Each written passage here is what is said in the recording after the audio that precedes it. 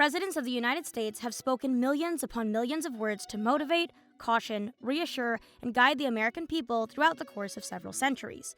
No matter if they were written in the press, uttered at a podium, or shared on Twitter, all of these words have held weight, and each one has the power to influence the course of our nation.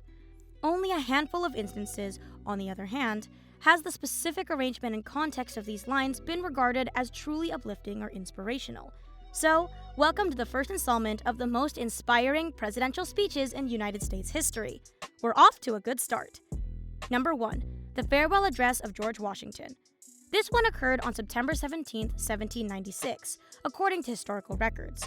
George Washington announced his resignation from the presidency of the United States in a letter addressed to the people of the United States at the end of his second term as the country's first president.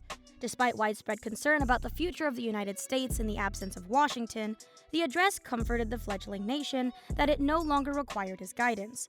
Washington also took use of the occasion to offer recommendations on how to improve the country's economic situation. With the developing rift between the Federalist and Democratic Republican parties, much of his advice was to caution against political parties, factions, and other animosities, both local and foreign, that would eventually undermine the integrity and effectiveness of the United States government. Number 2.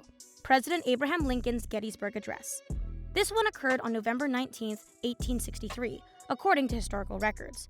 President Abraham Lincoln visited Gettysburg, Pennsylvania, 4 months after Union forces beat Confederate forces there during the American Civil War to dedicate the Soldiers' National Cemetery there. Lincoln took use of the opportunity to express his thoughts on the war and its significance in what were intended to be succinct and acceptable statements for the situation. The 10 sentences he delivered would go on to become one of the most renowned speeches in American history, an inspiration for important remarks hundreds of years later, and even the basis for the language of other countries' constitutions, among other things. Number 3. The inaugural address of President Franklin D. Roosevelt. This one took place on March 4, 1933. In 1933, the country was in the throes of the Great Depression, and as a result, everyone in America was looking forward to hearing what President Franklin D. Roosevelt had to say during his inauguration ceremony. Roosevelt did not disappoint, delivering 20 minutes of reassurance, hope, and promises of swift action in response to the threat of war. Number 4.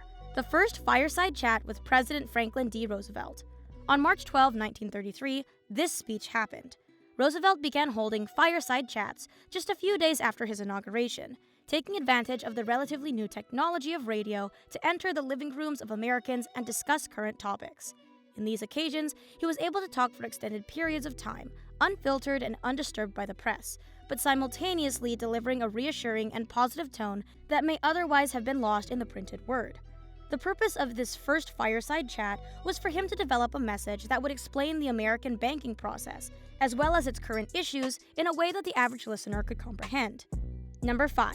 President Franklin D. Roosevelt's Four Freedoms Address. This one happened on the 6th of January, 1941. When the Great Depression ended in 1941, many people who had been touched by it had seen economic recovery.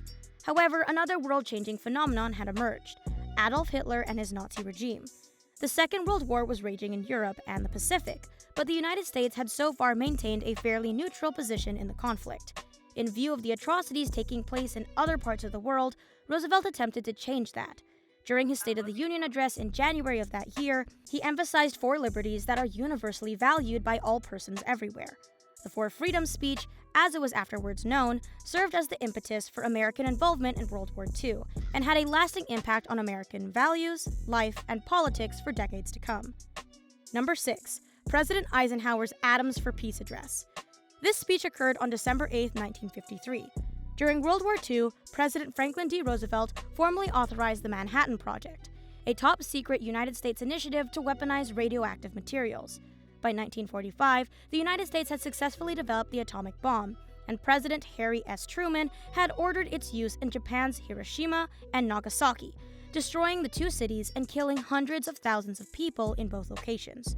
Following the conclusion of World War II, political and economic disputes between the United States and the Soviet Union led to the outbreak of a Second World War between the 2 countries shortly thereafter, this time with the Soviet Union possessing its own atomic weapon.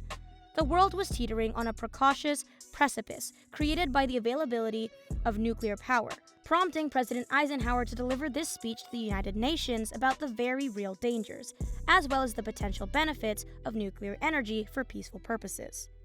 Number 7. The Farewell Address of President Eisenhower. This one occurred on January 17, 1961. While nearing the end of his term, President Eisenhower discovered himself in a country that was substantially stronger, significantly richer, and significantly more advanced than it had been when he began. His farewell message, which was prepared as early as 2 years in advance, acknowledged the right to be proud of these accomplishments, but it also served to anchor the American people in a sobering reality: that how the United States utilizes its power and prestige will ultimately determine its fate. Similarly to Washington, his address was one of warning against risks such as enormous spending, an overpowered military sector, and federal dominance of scientific advancement. He was not alone in this, or vice versa, the scientific technological domination of public policy. In everything, he emphasized the importance of maintaining balance as the country advances forward, in order to ensure the preservation of liberty. Well guys, thank you so much for making it to the end of the video. Be sure to smash that like button, subscribe to our channel, and ring that notification bell so you never miss a video. Thanks for watching.